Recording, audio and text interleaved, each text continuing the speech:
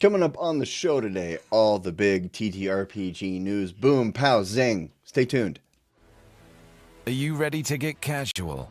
Grab your favorite adult beverage or combustible plant and join us for our roundtable TTRPG discussion. Oh yeah, it's time for Casual Friday. And now, here are your hosts. So I used to spend a few minutes before each show writing out an intro, but clearly I don't need to. It just flows out of me every week. Obviously, hey, what's up? This is Casual Friday. I'm Jim. That's Brad. That's Ryan. And today we are talking about all the newest news in the tabletop role playing game industry. And the first thing that we are going to talk about is we are right on the cusp of the only thing I've really been excited for from Wizards of the Coast in a while, and that's the new starter set. And we're getting a look at one of the PC boards from this, the level 1 cleric, and it has level 2 on the other side. But I thought we could take a look at this a little bit, because I think this is pretty cool. Some of it we've already seen. This layout kind of reminds me a lot of the Daggerheart playtest character sheet was kind of like this. I mean, they're not the only TTRPG to ever use a character sheet that had you place things on it. You know, that's been a tradition. But so one thing I noticed here, this cleric, if you use a shield, you can't cast spells. Is that in 2024? Ryan, you're our 2024 expert. That has me so scared. I don't know. Because as a person who is running one campaign and is playing a cleric in the other, like I'm definitely the old like, oh yeah, the holy symbol goes on the shield. That's the end of that conversation. Did we change that? I didn't catch that. I don't know. Chat, help me out if you have opinions, but like that feels wrong to me. I mean, from a game design standpoint, I like difficult choices like that. So cool. If that's what we're doing, I'm with it. But like that was news to me. Yeah, and then there's nothing about the restriction here related to weapons. You would think if that's the case, there might be some text here like, if you want to cast spells, you could carry a shield, but not a weapon. Because I mean, if we're going to enforce handedness, at least make it logical, right? Mm-hmm. That I should be able to choose. But maybe, it's possible this is like some kind of old typo-ridden playtest image that they're still using for marketing. Mm. The marketing team have no idea what is the most recent version of the product. And this is Um, also we're looking at an article on EN World too. This isn't like on the WotC website, right? This is who EN. True. Yeah, This might be old news or something. that's a good point. I don't think anywhere in here it says that this is confirmed. Um, But what I do like I like that it gives you some tips for playing a cleric. It gives you, tells you the equipment cards that you need to get. I like that level 2 is on the other side of the board instead of having you change things, because tell me if you've had this experience before. You're leveling up a new player from 1 to 2 for the first time ever, and you're just telling them, okay, that +1, erase that and change that to a +3. And they're just doing it. And you can tell they have no idea why they're changing these numbers. And your explanations of why the numbers are changing are not sinking in. Mm-hmm. And I like this better. Just flip the board over and the numbers, the numbers are updated to what they're going to be. You know what this reminds me of are the playbooks from Powered by the Apocalypse. Mm-hmm. Mm. When I started running D&D for the club at my wife's school, I made playbooks modeled at, so they were D20 D&D themed playbooks, but I modeled them after the playbooks from Powered by the Apocalypse system, and those kind of cheat sheet things that I made look very similar to these boards. So I think this is a good outgrowth, like development of like what we've seen in the industry, improving the quality of gameplay with solid design. and I'm racking my brain trying to remember the OSR game that has has your equipment and little chits that you have to arrange on your character sheet. Mouse Ritter does that. Mouse Ritter, Mouse that's the one. Ritters. Yeah. Yeah. Probably So not the only one. no, there's been other examples, but like drawing on experience and development from Mouse Ritter and Monster of the Week or other Powered by the Apocalypse games to kind of arrive at this design, I think shows like the growth of our hobby and the growth of our industry.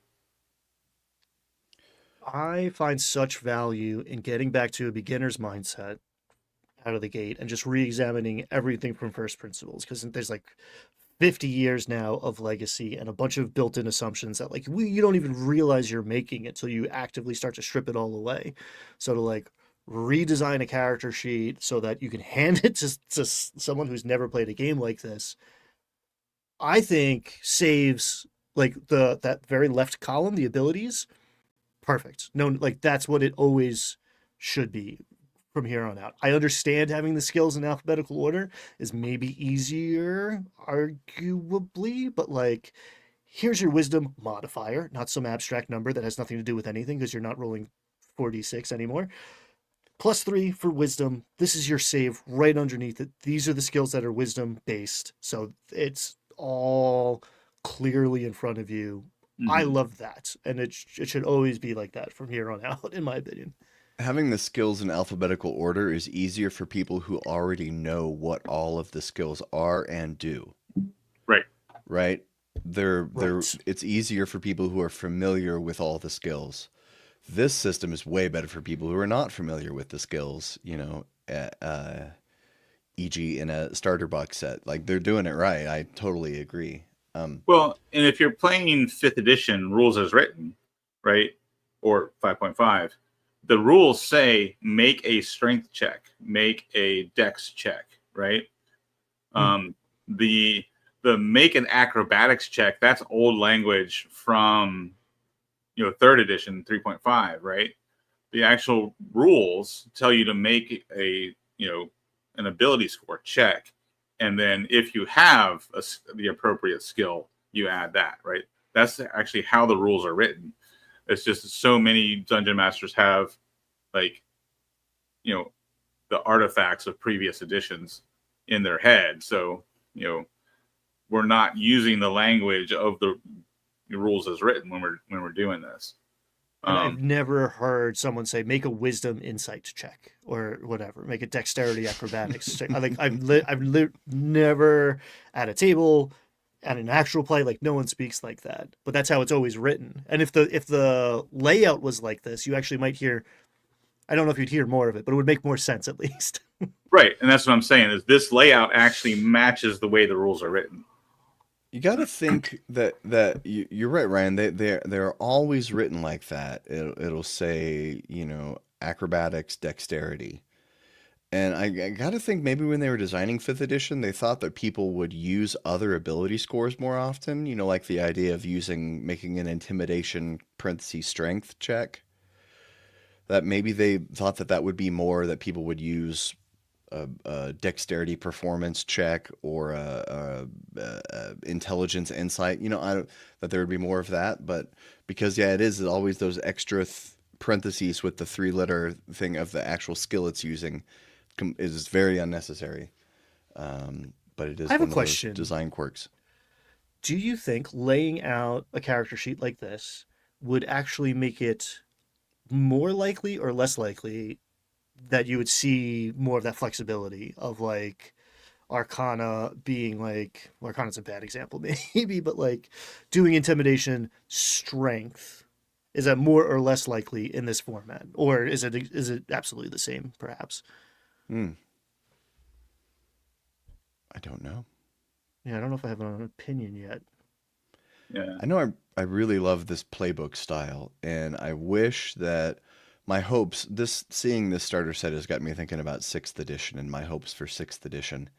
And one of my hopes is that they will adopt more of a playbook style with their character sheets, and that you can uh, uh, give a person everything they need to play the game, because that's like the mentality behind the playbook, right? Is like the mentality behind the playbook is you can play this game without buying the rules because the playbook tells me everything I need to play this particular class or Right. particular whatever in this game. And it's very Powered by the Apocalypse. Most of those games haven't. That's one of the things that Daggerheart took from Powered by the Apocalypse is that playbook style sheet. And I think from a design perspective, it makes it way easier to make a game modular and add classes, when you can include more of that info in the book. Like Wizards of the Coast can never release a class in print, right? It's Right. 6 pages. And you still have to print out a separate character sheet, even if they did release a class, right? Right. But I think that more modern games with everything included in the playbook style is better, and you sell more stuff. Because how many people playing 5e do not buy the core book? I'd go I a step think further, and how many people are not playing 5e because the barrier to entry is purchasing and assuming you have to read the core book, right? So it's like, it's $60 for this game, and I have to read 300 pages. Like, that doesn't sound like fun to me. I'm gonna go play Monopoly or whatever the hell. Settlers of Catan. There you go. The what would be interesting, because I just saw Nacho's comment about D&D Beyond character sheets being a nightmare. What if like you developed a template like playbook style system with cards, and then your digital version actually looked just like this and had cards that you could click on and move, right? I mean, Wizards of the Coast makes Magic the Gathering Online, right? They know how to make a digital card system, and make it animated and move and all that sort of stuff.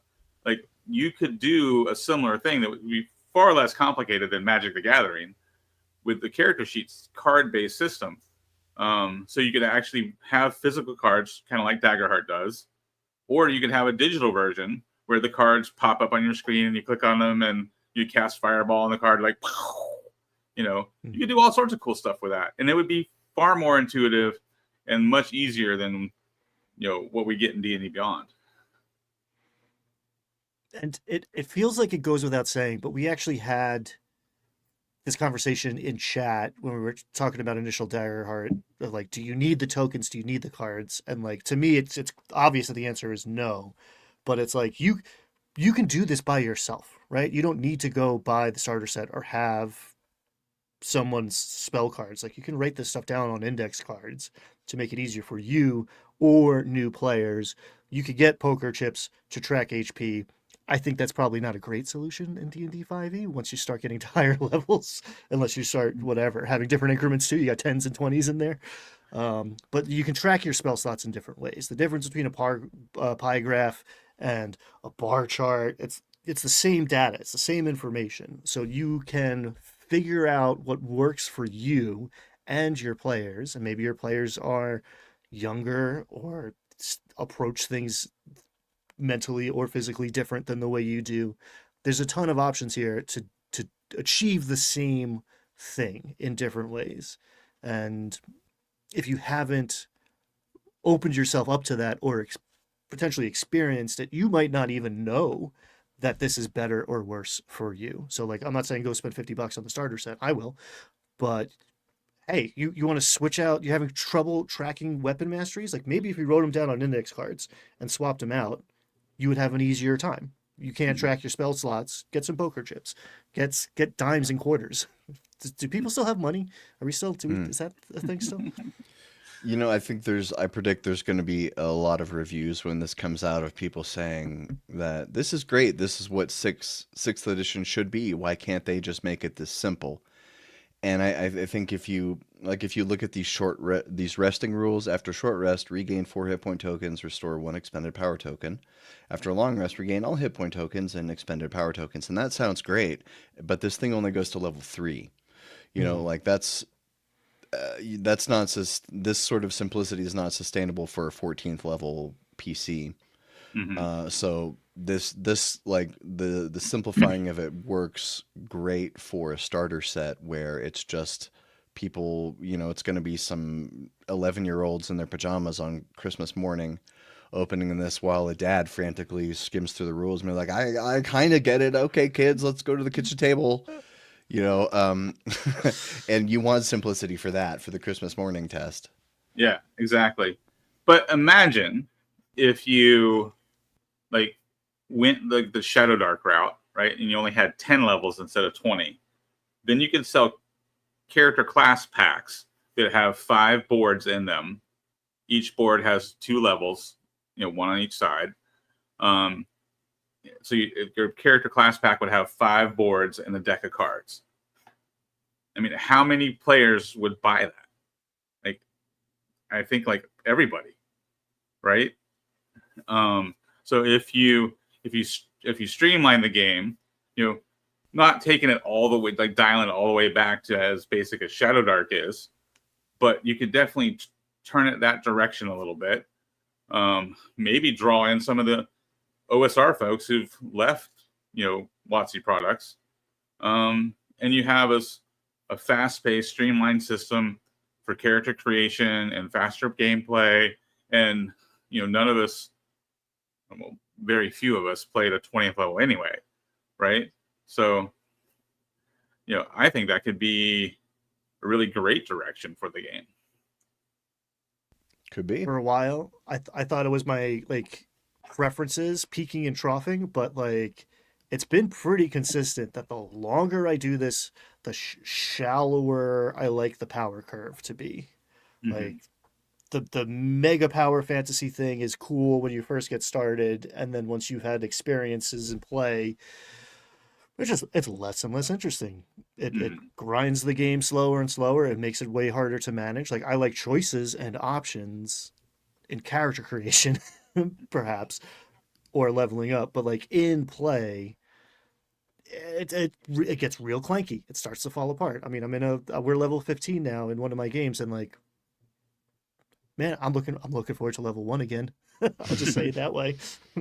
Yeah, I mean, my group is transitioning to Shadow Dark. Over the summer, we played a bunch of Shadow Dark one-shots. Everybody loved it.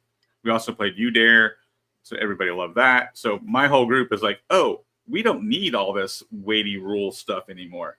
So I've just exposed them to different, more modern, streamlined games, and and my players are eating it up. Like, this is so much better. It's so much faster. So much more interesting. So we're moving our new campaign to Shadow Dark, starting up next week. I am also playing in a level 20 campaign right now, and it's fun. It's very slow. Very slow. Everything takes forever to adjudicate because everybody has some way to alter the last roll. That's what takes forever. No dice roll ever just goes through. Somebody's got a way to change it, to spend a sorcery point to do something to change the roll, and so it's still fun. Just takes forever to resolve anything.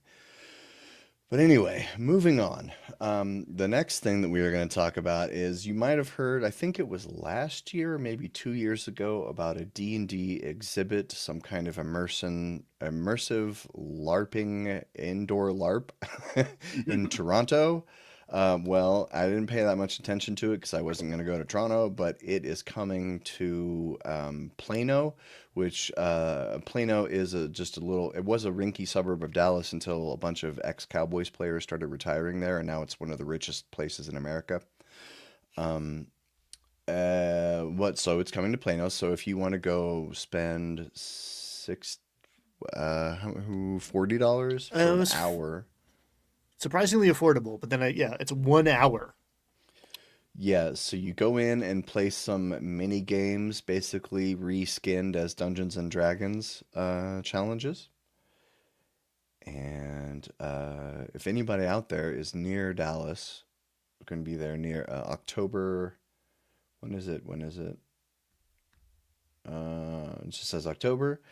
We would love for you to go and send us some pictures and tell us about it. I don't know. What do you guys think?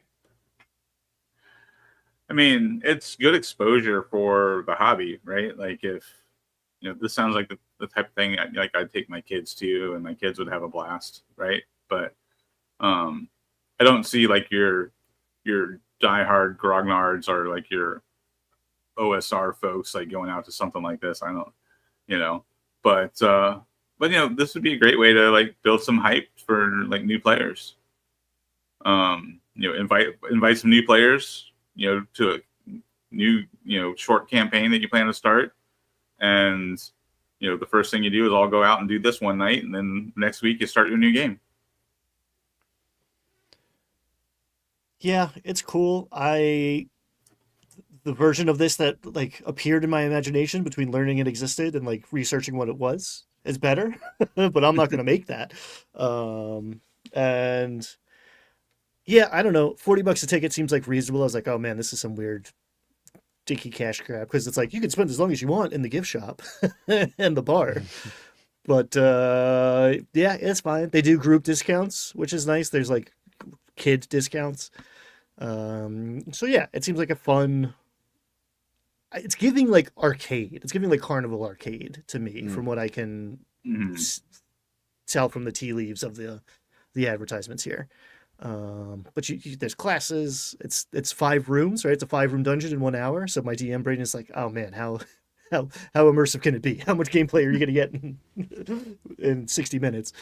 But I don't know. Clearly, the people who are making it know D&D. There's a lot of like winky references, and it's set in Forgotten Realms, and they have the licensing, right? Because there's a big picture of the Beholder there, like.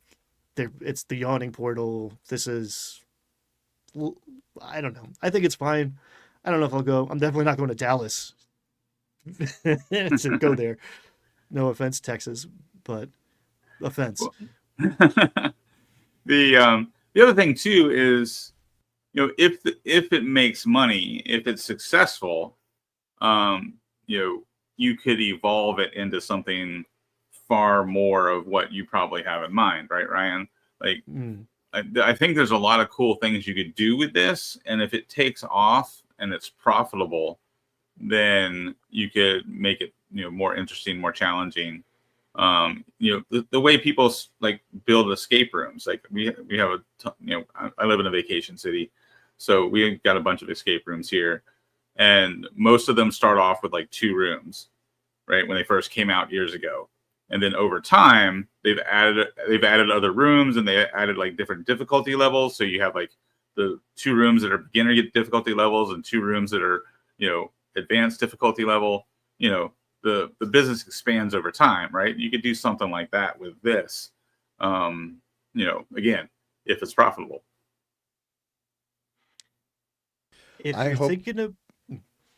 I was going to make a Meow Wolf joke, so go for it. Oh, I love Meow Wolf. Please go ahead. Maybe do that instead. It's incredible. Oh my God.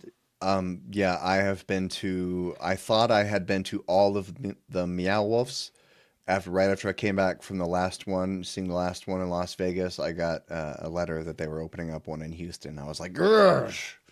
I thought I had collected them all. Meow Wolf is great. But I hope that this does well. I hope it does well enough for them to tour with it. Yeah, that'd be cool. That would be cool.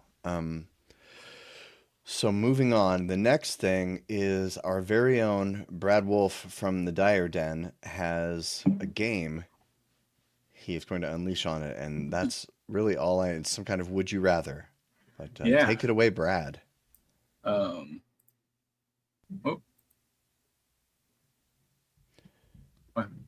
Something happened there. Do you just? There we go. There you go. Okay. All right. All right. Yeah. So this is D20. Would you rather? So one of you, actually both of you, go ahead, pull up a D20. Pull out a real D20 or pull up sure online dice roller. Essentially, you roll the dice and it determines. There you go. It determines your would you rather question, and then we can, discuss accordingly. So, which one of you wants to roll first? Smash or pass? I got a 6. Got a 6. All right. So as a DM, would you rather have the egotistical player who's never wrong, or the self-conscious player who's never good enough? The second one for sure. I will take the I am much more comfortable building you up than trying to tear you down or control. Yeah, I also identify with the second one much more than the first. Not that you know it from being an internet personality. But God, yeah. I mean, I've played with both, and unequivocally, my answer is number 2. Gotcha. All Jim, right. you have a take on that one? Oh yeah, number 2 for sure. For all the same reasons. I just got an 18. 18. All right. So 18. So again, we're real world. Some of these are in world, some of these are real world. So, would you rather deal with players bringing real world disagreements into character interaction, or players showing favoritism to friends or significant others?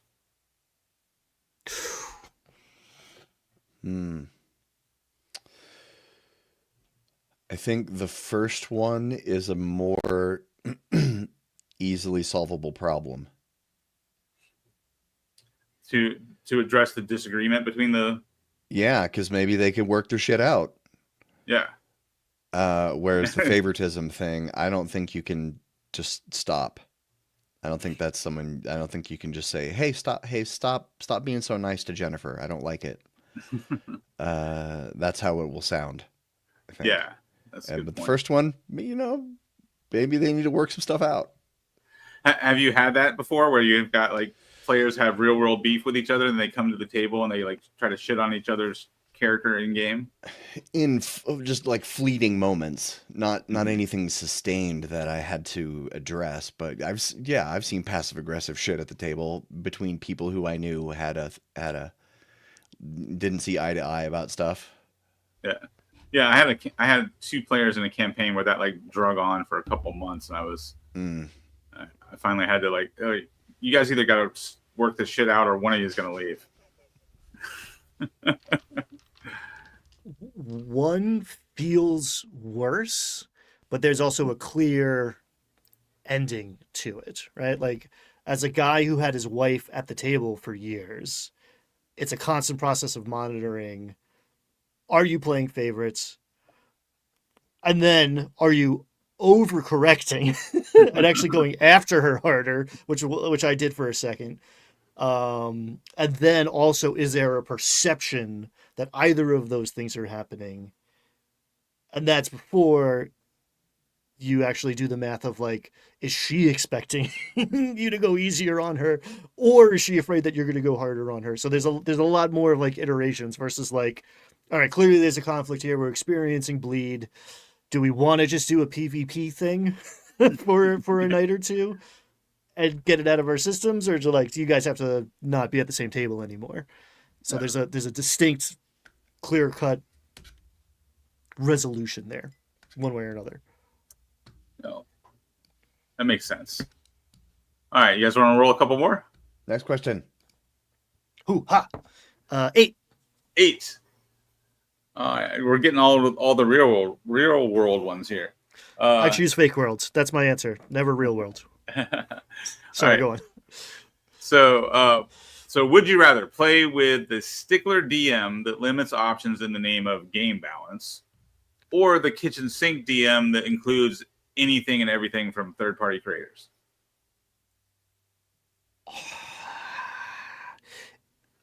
One. I'll take one. If we're all on the same page, like, and that page is from someone else's book and is insane, cool. I'm there.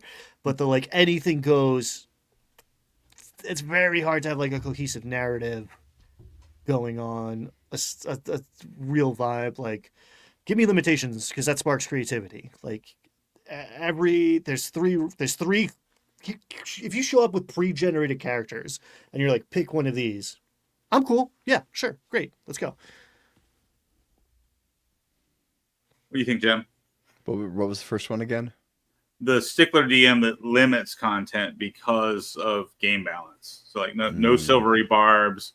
You can't play a monk because they're too weak. You know, some stuff like that.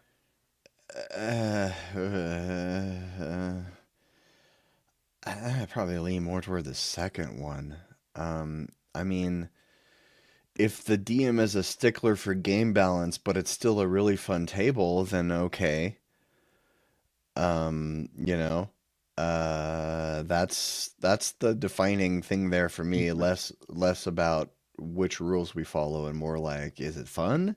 Because if I see this cool thing and you won't let me have it and it makes the game not fun, you know, hooray for balance, I guess, where I'm doing my part, but I want the cool thing. I don't know. It's there's no that's highly situational for me, I think. I do think it's a red flag. I feel where you're coming from. Not even understand, but like physically feel it. Of just like someone gives you a document of like, yeah, you want to play in our D&D game. Here are the 12-page that you have to sign off on before you join us. Is like, oh man, I don't actually maybe not. No, thank you. If it's like only PHB, all right, cool, great. If it's like I don't like whatever these particular spells, like divination magic is off the table, and except for this spell and this it's like I can't keep track of all of this. This is no longer. You have a very clear idea of what you want to happen here, and I don't want to be your puppet. Yeah. All right, Brad, here's my roll. That is 16. 16. Let's see. All right, so would you rather have the know-it-all player always telling you the rules, or the passive-aggressive player whose body language is disappointed with your rulings? Oh. Wow.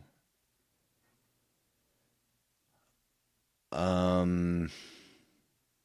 don't know. I relate to both of those characters so hard. I've been both of those characters. It's a trick question. It's the same guy. They're both me. That's the answer, Brad. Thank you. Way to make this game personal. I knew you would find a way to do that. No, wow. I've had more experience with the second one, like when I'm running games, than I have with the first one. I guess I would pick the first one, because I can respect it. Nacho. That's the right answer. Nacho's not wrong. I won't say what he said, but he's not wrong. For our listeners in a car somewhere, the quote is both can F off. Hey, but actually, speaking of Nacho, I wanted to share this before I forgot it. Nacho sent me his Daggerheart Fear Abacus. Nice. Check that out. Very For those cool. of you listening at home, come watch the stream because it's a beautiful picture. Yeah, Nacho sent me this, and I asked if I could share it on the show, and he said yes. I think this is very cool. I hope you can take the ends off if you need to adjust the number of fear, because I wouldn't always roll with 12. So. Oh, like the max. I hear you. Yes. Yeah, like when I ran that 4-shot, I limited myself to 9 because 12 felt like too many for 3 players. I think Daggerheart was more designed for roughly 2 fear per player. That's my interpretation from the rules. Yeah, we probably wouldn't have survived that final battle if you'd had 12 fear. No. If I'd had one more fear. Spoilers, sorry. Hey, you should go watch our Daggerheart 4-shot. Yes, you should go watch our Daggerheart 4-shot on the Landlocked Warlocks channel. But moving on, speaking of things that are on things, you might have heard lately about Scorched Abasin, which is a new campaign setting setting is the right word. Campaign setting from Homie and the Dude. And you've probably heard about this because every YouTuber in the world is talking about this. Homie and the Dude basically spread a virus in the D&D tuber community. They have infected everyone. I've got a video coming out on Sunday, and I will be talking about Scorched Basin very briefly in that video. But yeah, Homie and the Dude, Scorched Basin, it is Mad Max Dune inspired, very deep with lore. It's got IRL dishes you can make when you're playing games in certain parts. It has languages that they've written for this, including one based on ASL. In-world slang, lots of good information about heat and exhaustion and traversing difficult terrain, as you would expect in a post-apoc kind of setting. It's also not 5e specific. It is system agnostic, which I like. What do you guys want to say about Scorched Basin? Looks great. It seems like a good alternative for. We talked about Dark Sun. Was it last week?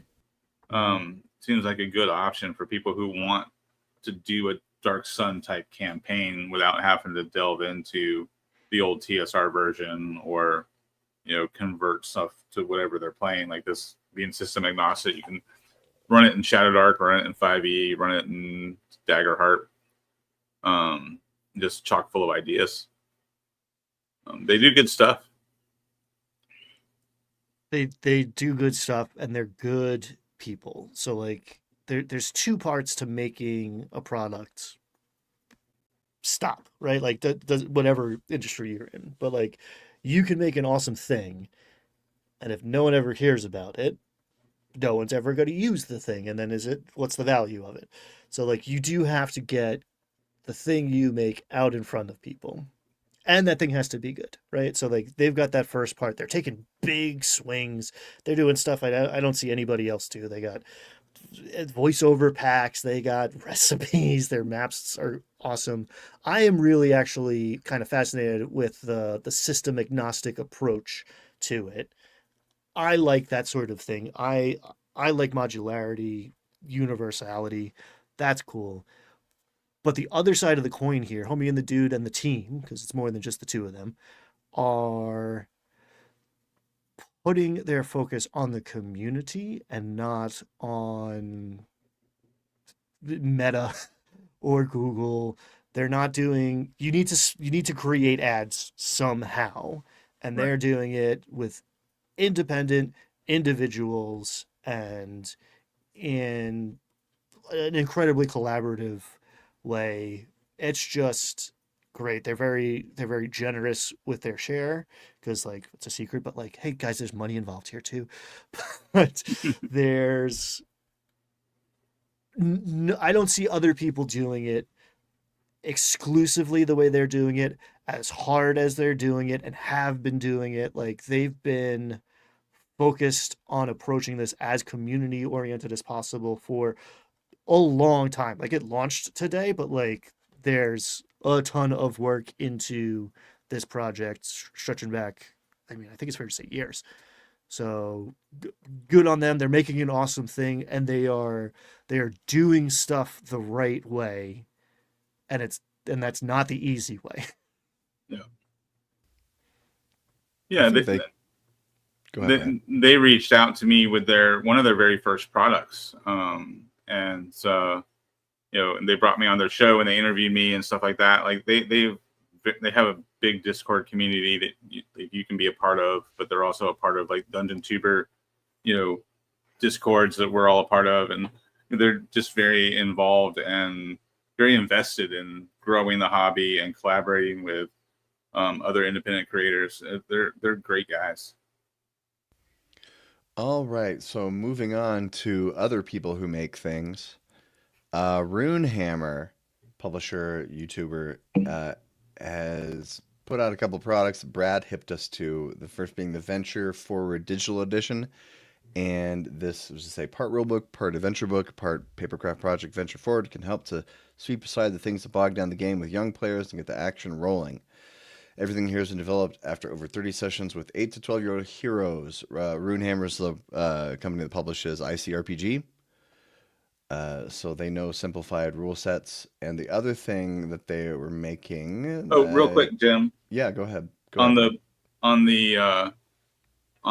this kids product, click on the images of the cards. The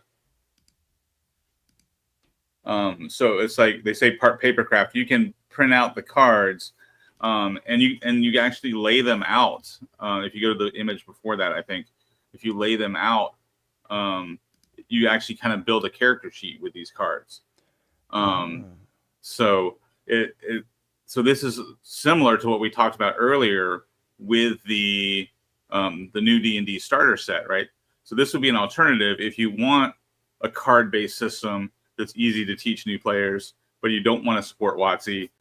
Runehammer has an option here for you that's going to be even sleeker and more streamlined, and this one's specifically designed for kids, so very easy to get started in playing. It just looked like a really cool product. I was impressed with it. Yeah. Well, I love index card RPGs, so I am cool with anything Runehammer puts out.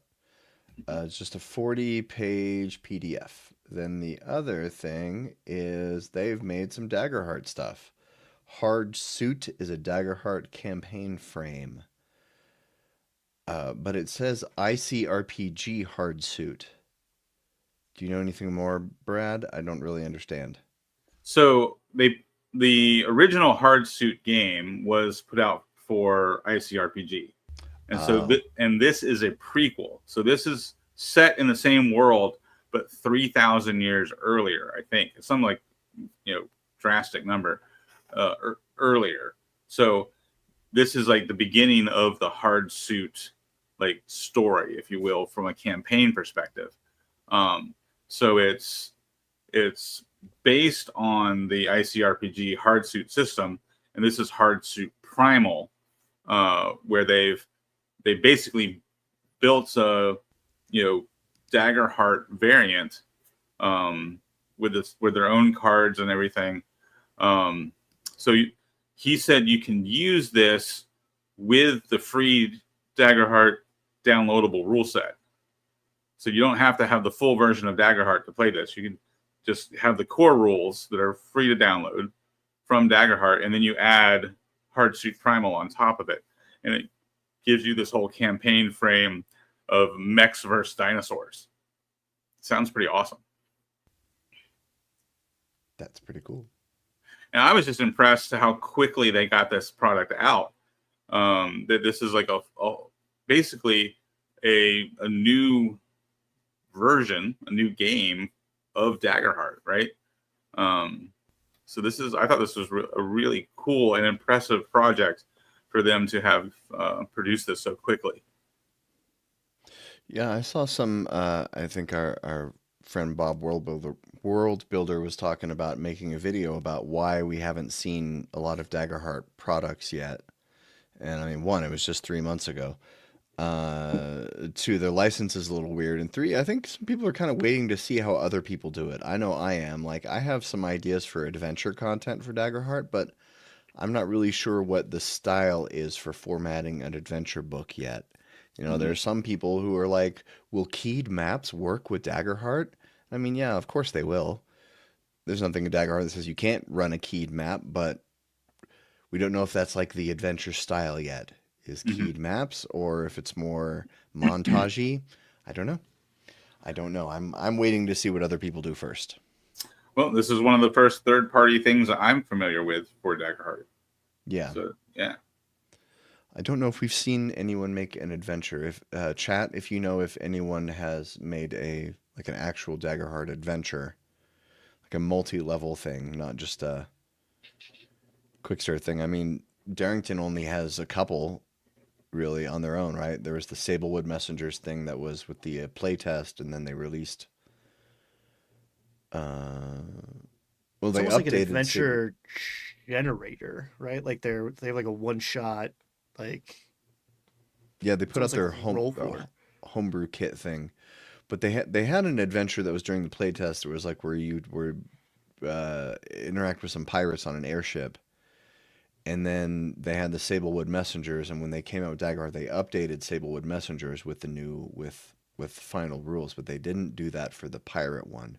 That one's just getting swept away. So I don't know.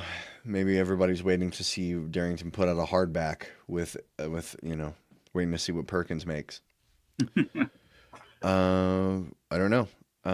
But moving on, the next part of the show is the part of the show that we call the catch up, where we first tell you subscribe to the Landlocked Warlocks. We don't know. You could be watching this on Brad's channel, Ryan's channel, my channel. We don't know. But we want you to subscribe to the Landlocked Warlocks. Twin Steel's cracking me up in the chat today. So what do you guys got going on? I'm currently getting ready for a new Shadow Dark campaign. Like I said earlier, I've introduced my players to Shadow Dark back when it first came out, and we've been playing one shots this summer, and my players love it. And so we are moving on from 5.5 and starting a whole new Shadow Dark campaign, and might be stealing some ideas from like Critical Role style of West Marches. I might actually have two groups going in the same campaign setting. So I'm working on this big map. I've basically taken the old TSR modules, Secret of Bone Hill, Assassin's Knot, and the Deep Dwarven Delve, which all take place on Lindor Isle and Greyhawk, or, as written. But I've put all three of those together into a big island sandbox. What's the highest level you've run in Shadow Dark, Brad? I think 6. So I'll be interested to see how the campaign goes as we go up to level 10. We also play pulp mode, if you're familiar with that. It's in the core book. And that seems to like hit the sweet spot for my players, because pulp mode gives you the ability to do some shenanigans, have an extra action every once in a while, without needing all the extra stuff from 5th edition, like multi-attack and bonus action and all that sort of stuff. You don't need all that with pulp mode. You just have, your we use coins, tokens, luck tokens. You spend a token to do an extra action, or give somebody advantage, or that sort of thing. And it makes it super fun. It makes it a little more survivable. So it's not as deadly in pulp mode. But that's also per DM. I can always turn it up a notch and make it deadly if I want to. Ryan, what you got going on? Not much. No, I am. All right. A lot of my TTRPG energy is going into my Wednesday night game. We're in Strahd, Curse of Strahd. I'm running it pretty much as written, which, is just the starting point. The players have made a lot of decisions by now, so a lot of wheels are turning. The world is responding to what they're doing. And I'm not struggling, but I'm like examining pacing, which I think is a very interesting thing for a dungeon master, which is it's always a moving target. I've done a very good job of creating atmosphere and making things scary and letting them know that they're not the biggest fish in the pond, and building a sandbox where there's a bunch of options, and explicitly out of game being like, you're going to leave stuff on the table, you're going to have to make choices. And now it's a very player driven situation, and not everyone has the same ideas about what should happen next, and just navigating that this is not a video game, this is a movie. Make your choices. Just because you're facing something that doesn't feel like it's level appropriate doesn't mean you're in the wrong zone or something and have to like go somewhere else, or you can collect all the quests and optimize for solving all of them. It's a thing that you can say and the player can understand rationally, but they don't feel in their bones when it's the fat's in the fire. So they're playing a little scared, which is good in one sense. Like, that was my objective, honestly, was to scare them. I'm running horror. But now it's like, oh, okay. It's also like you have to swing at the pitches. You have to jump.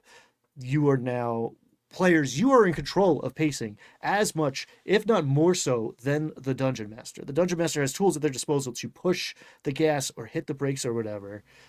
But in an open world, in a sandbox, the players have to drive the action as well. So that's just been something I've been thinking about more and more. Participating in actual plays helps you realize that a lot, I think, where it's just like, oh, me hesitating and going through my options is not fun to watch. And even if you're not broadcasting your game on the internet, there's still other people at the table watching you, having a good, like, spending their precious free time with you. Make a choice. Do it. I've never seen anyone get mad. I retract that. I've never seen anyone get mad at somebody else and have a good point or be worthwhile. Do the dumbest thing ever. Push the button. Just make a choice. Yes, end it. Go for it. Do stuff. Break stuff. Drive it like you stole it. Drive it like you stole it. I've got a video coming out on Sunday about box text. Ooh. And I've got some opinions. I think this video might make some people mad. I call out a very famous author for writing badly. So All right. it's not going to get me in trouble, but there might be some angry comments. I'm going to show up in the comments and argue with people for you. You better, Brad. Drive some engagement. So the next thing that we're going to talk about, I'm going to call out somebody right now, actually. Oh. So I don't know why. I assumed it's me. I don't know what I did, but you know, apparently I have a guilty. Ryan Twin Steel wants to know where the sword is. I fixed it. I fixed the Taroka reading because we did it in person. It was epic. I assigned other things to, like, I gave every player like a character, interact like an NPC relationship. But I fixed it. So people have different opinions about that. My players might be watching this, so I will tell you later. Well, no, they actually no, they know. I did this months ago. They've known for months. I put the sword in. I put the sword in the Amber Temple, and I put the symbol of Ravenkind in the Paladin's hands in Argynvostholt, because I wanted them to come later in the game, and I wanted to make sure they went to those places. And if you give it to like the random shopkeeper's assistant that they meet at level 1, it feels weird to me.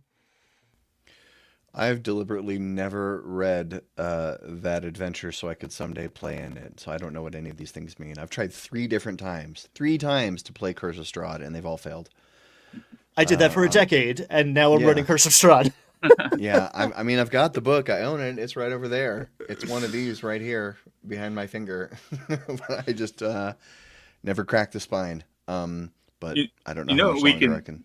We could do, since Ryan's run it. Like, Ryan could just run the Castle Ravenloft part instead of running the whole campaign. I've heard about that a lot, that you can one-shot the end One Night of in it. Strahd's. Yeah. Yeah. Maybe I'll do that. Maybe I will do that. We're talking in the group, guys. We have a group chat. I don't know if you know that, and we're talking about what's next for the One Page One Shot Club. And there's always this like, hey, are we doing something? And then everybody sits back and is like, who's gonna run the next one? It's me, I think. I broke first. I lost the staring contest. So yeah, things are in motion. Yeah, well, because the original Castle Ravenloft module was just the castle, right? The AD&D version. Oh, the OG ones. Oh, yeah. Interesting. Yeah. Mm-hmm. Yeah. Yes. So you could take the 5e content and just run that part, because it was originally written like as just the castle. You don't have to do all the like village stuff below. True. So we've gotten way off topic here. I said I was here to call out somebody. Oh yeah. I was trying to run out the clock because I don't want to get in trouble. All right, then Ryan thought it was him, and all of a sudden he was in 5th grade and he had left his homework at home. No, so earlier this week, so I am a big fan, and I mention him all the time. Sly Flourish, Mr. Mike Shea. He's got his D&D empire is called Sly Flourish, and he is the author of The Return of the Lazy Dungeon Master, which I think is one of the seminal texts of our time for this hobby. And I'm being hyperbolic, but I mean it. It's seriously, it's great, fantastic little book.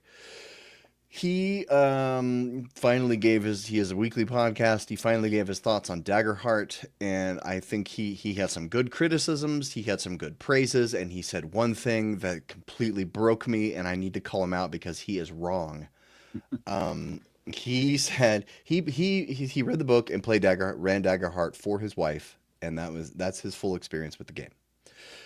And when he ran combat, his wife got confused a couple times about what a turn is. You know, this is not uncommon. In Daggerheart, it has a different combat system. It has a completely different. It's the most differentest thing about it is the way combat works. Not uncommon that someone might be confused their first time playing the game, especially assuming his wife probably had not read the whole book. So she didn't probably know shit. And so Sly Flourish's conclusion was that Daggerheart needs an initiative system because the combat's too messy without it. He said, if you just add initiative, it will all make sense. And I'm here to tell you, Sly Flourish, you are incorrect. Because I'm the steal these rules guy, right? I love Frankensteining systems. I love taking little bits of this and ooh, this thing over here, and I'm going to throw this at my players because they're probably not familiar with it, and that's going to be fun. And I love doing all this sort of stuff. But there is a point where if you take all the planks out of the ship, it's no longer the same ship, right? You know, how much of the ship can you replace when it gets damaged until it's a whole new ship, right? And Daggerheart, hope and fear and initiative, the way that works in combat, hope and fear is the whole core of the stinking game. And if you put initiative in it, which by the way, initiative is the only place in combat's the only place in Dungeons and Dragons that has initiative. People aren't really calling for initiative in other areas.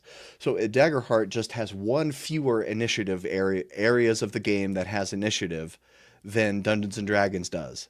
So it doesn't need to have initiative because the dynamism of hope and fear and the fact that no one knows, not even the dungeon master, no one knows who's going next is the heart of the game. And if you add initiative, then you take all that away. Yeah. I agree. I too am a fan of Sly Flourish and rarely disagree with the man, but I am Team Jim. Somebody tell me I'm wrong. Somebody disagree with me. I agree with your premise. I do like that Sly Flourish is like, hey, I played this for 3 hours.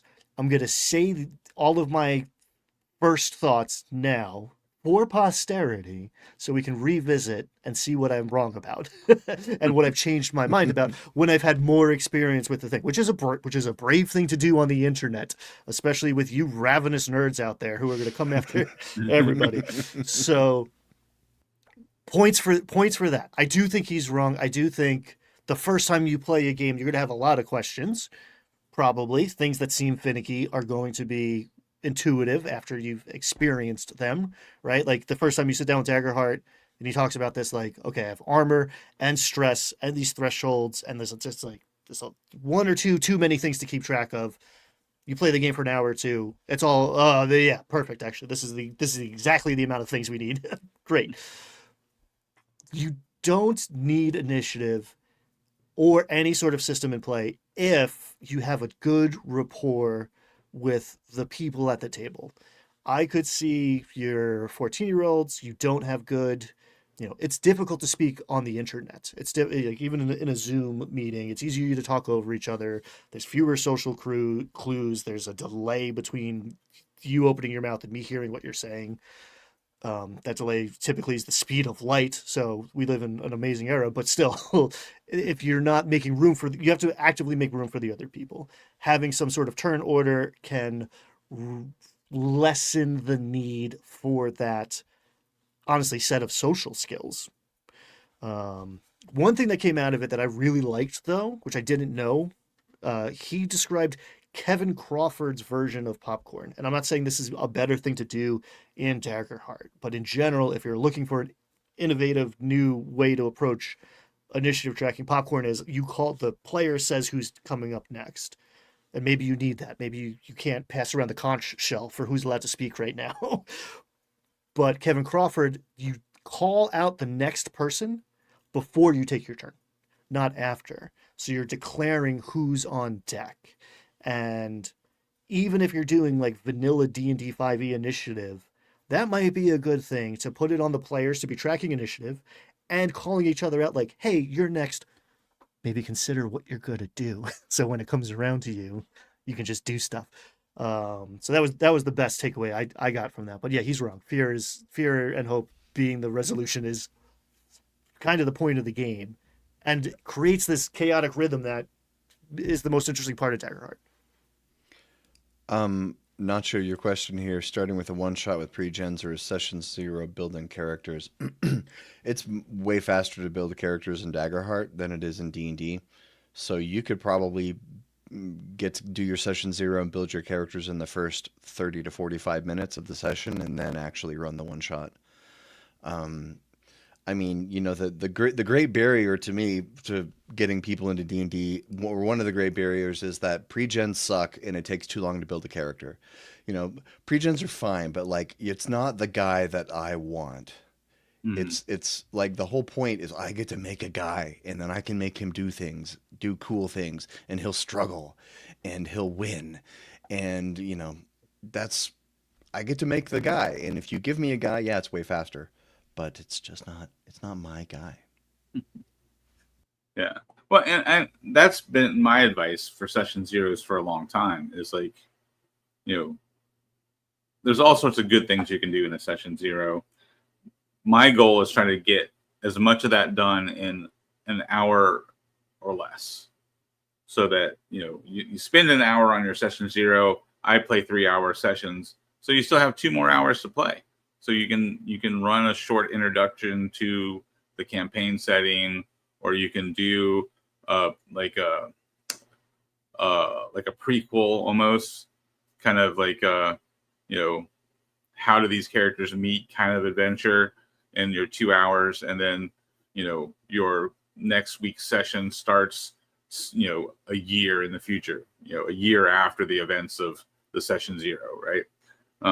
There's all sorts of things you can do where, you know, you can do a little introductory, you know, game as part of your session 0. I'm a big fan of doing that. So you're actually playing the night you run.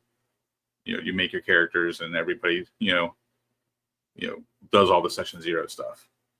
Still get to roll some dice and kill some monsters. Oh, you know, now I see why you guys were confused when I started talking about this, because I skipped our roundtable discussion in the agenda. That's probably why this was confusing. We skipped our roundtable discussion. So as usual, we're going to get to our roundtable discussion now, later than we intended. So close to nailing it. So close. Next week, though, we'll work out all these kinks. Be super professional next week, I promise. You come back, you'll see. So I saw that D&D in a Castle. You see some of these guys here. I don't know if they're in a castle, but so D&D in a Castle also now offers Dungeon Master University, and D&D in a Castle also offers certain D&D weekends, which are not in the castle; they're just at places. But so this 4 courses, 2 days. It looks like it's about $1,000. Or maybe it was 500. Anyway, it was very expensive for classes. I don't know if you get some kind of certificate at the end that says that you are a certified dungeon master. But this just got me thinking. You know, I'm an author, and there is a really big grift in the author industry about teaching authors to be authors. There's a lot of money to be made scamming idiot authors and telling them that they need all these different things before they can write and sell their books. And I'm not saying that D&D in a Castle is doing this. I would never accuse them of anything like that. I'm just saying, my question is, how much education do you need? Do you need specifically education to be a dungeon master? Is the question I wanted to open up to the floor. Short answer, no. There's a difference between being a dungeon master and a good dungeon master. You know, I wouldn't have started a YouTube channel if I didn't think there was like an educational component to being a good dungeon master, like you got to learn some skills. You know, I don't know if you need to pay for it when, like, how many YouTube channels are there out there with all of us telling you, here's some ideas, here's what you can do, think about it this way. Like, there's a lot of free content out there to learn how to be a dungeon master. Yeah, I think you're spending, it is like $1,000, and it's per course, I think, right? That's not the semester. It's like it's 1,000 per class. I think what you're spending $1,000 on is hanging out with the people. Like if you see the faculty, I don't know how they're framing it, but the people who are giving these talks are who's who. Keith Baker's up in there. Clint McElroy were the two that I was the most excited. There you go. Yeah, B. Dave Walters. There's a lot of cool, interesting Monty Cook. A lot of cool, interesting people. So like people would spend $1,000 to sit in a room with Monty Cook and 20 other people and ask questions about world building for 4 hours or whatever. I wouldn't. But I don't got it like that, I guess. But like I think that's the value proposition here in this. It does feel a little bit like paying for a course on how to make courses, you know? There is an element of that in all of these things. Mhm. So I'm of two minds about the whole thing. But it's a good point, Ryan. I mean, I paid, close to $3,000 to go to Green Dragon Fest because, I got the exclusive ticket to go and then paid for the fancy room on site. And you're just paying for the experience. And was it worth it? Hell yeah! To like play, to play in Runehammer's game alongside Kelsey Dion, that was totally worth my time and money. I got to meet Bob Worldbuilder and play with, Ted from Nerd Immersion and a bunch of other folks. And, it was a great experience. Can I afford to do that every year? No. But it was worth it. It was a blast. So if you're looking at it that way, yeah, sure. I want to point out here the platinum tier at $22.50. You get the chance to run a game at the Game Lab with one of our faculty as a player and receive feedback on your game from that faculty. If you ever wanted to run D&D with one of your players had a clipboard, so you can get super self-conscious anytime they write something down. Wait, why'd you write? Was that a bad? Should I have done something different there? Why'd you write that? I get my anxiety for free, thank you. There's a certain kind of person who knows that there are 20,000 free hours of D&D educational content on YouTube. There's a certain kind of person who knows all that, and the fact that this costs $1,000 makes the information seem a lot more attractive. Mm-hmm. It's the same thing in the author business. Every scammer out there has got a course called Finding Your 1,000 True Fans, and it's exclusive. And they put a bunch of their stuff on their good stuff on the internet for free, and then to get behind the paywall, you have to pay all this money. And there's this idea that when you pay for the information, it's better. It's this idea that a $20 steak is better than a $10 steak, right? It might be. I don't know. I wouldn't sign up for this, but I, thank God for a lot of that free education on YouTube. Matt Colville's channel was one of the things that got me back into the hobby in the 20 teens. It was just the availability of that. Because before, if you wanted a Matt Colville in your life, you had to go spend a lot of time at the game store and sit around and wait for somebody to educate you.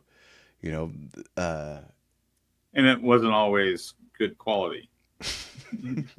You had a lot of grognards hanging out in game stores with a lot of opinions that you should only play this edition and you need to kill your players and blah blah blah. There was a time before the internet where people could say stuff and you couldn't verify if it was true or not.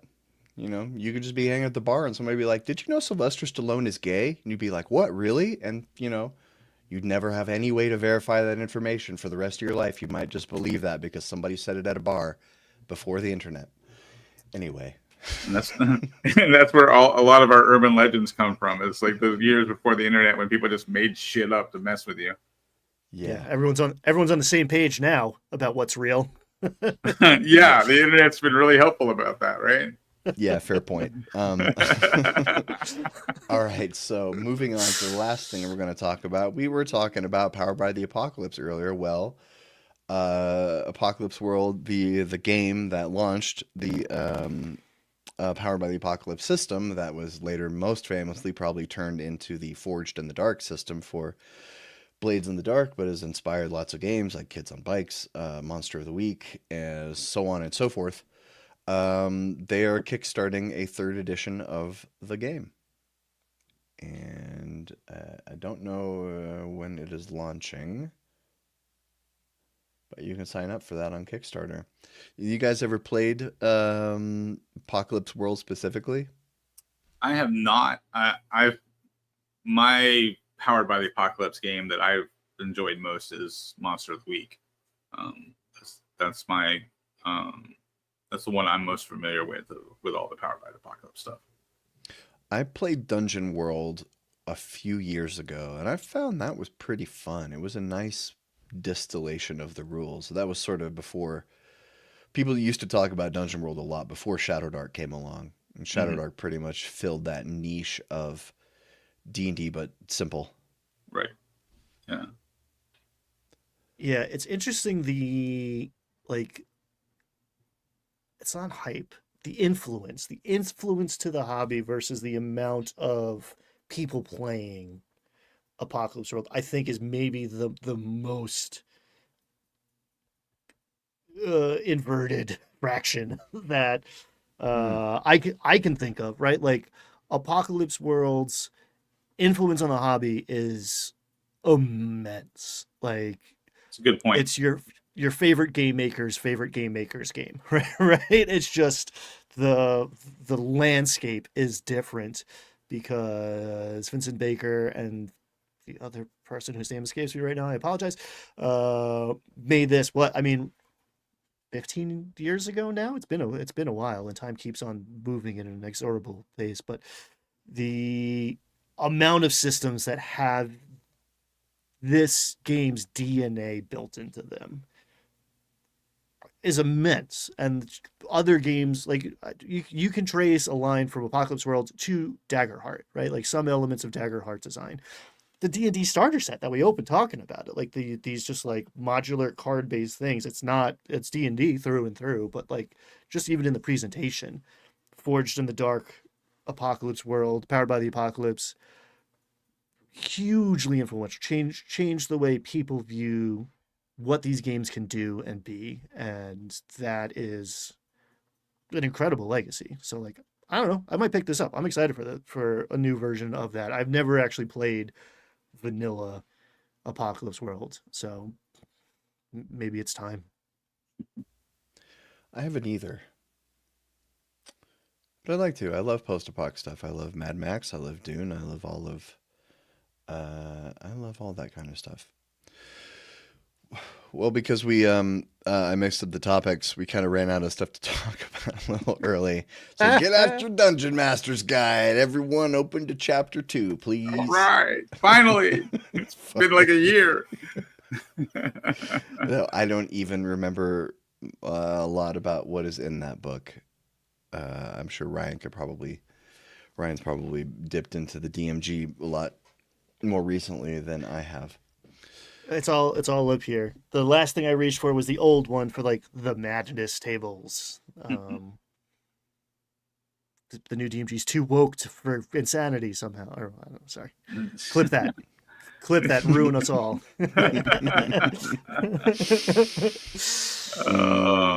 We could talk about Dark Sun. How crazy it is they're doing Dark Sun.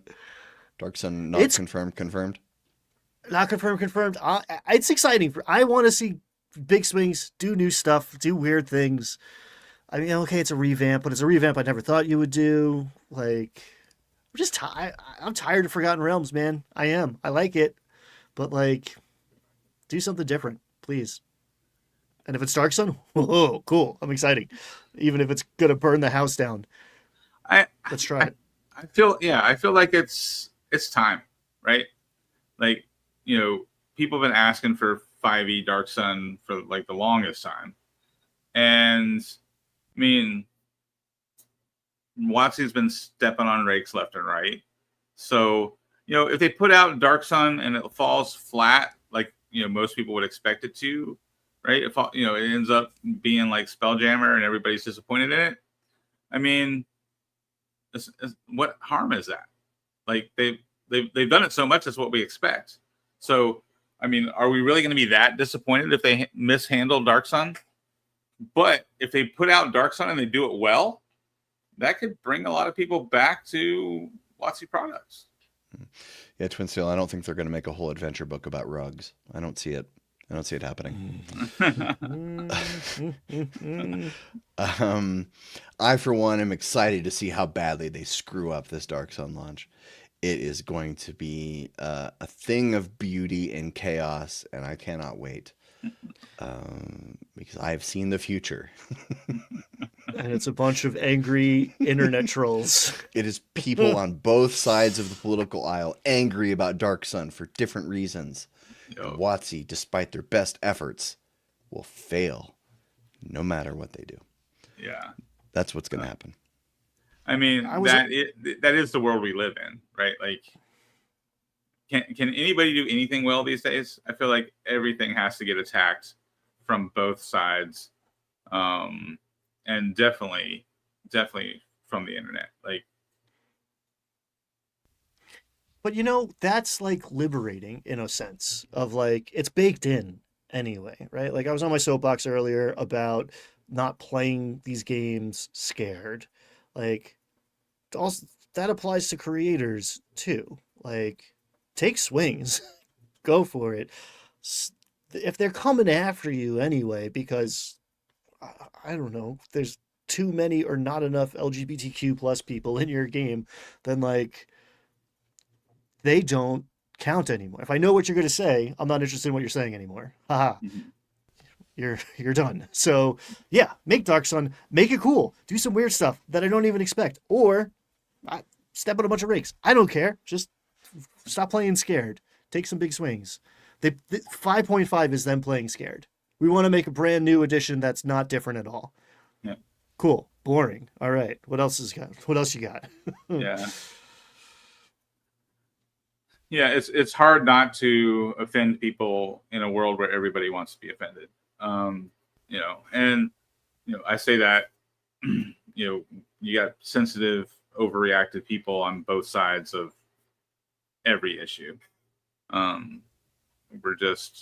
We're groomed to be angry and offensive. It's more fun. It's more fun that way. It's more fun. Yeah. Gets more views. Gotta get those clicks, baby. We're here to get those clicks. I should have said at the top of the show that I was going to be calling out another YouTuber. I should have said that. Just gonna go better clicks. Would have gotten the clicks. If you say it now, really angry and hard, and we'll cut it and we'll put it in the front. Just cut it and put it back at the top. We can do that, right? The scandal has gotten worse. No, it hasn't. There's no scandal. But I think we should probably wrap this up. We're running out of stuff to talk about. And so I want to thank you for watching. We love you. We're glad you're here. Casualties. I like that name. I hope it sticks. And we're thrilled that you were Casualties. Go check out Scorched Basin. Homie and the dude are good people. And if you go to D&D in Plano, let us know how it was. And so we are out of here, and we'll see you soon. Bye. Peace.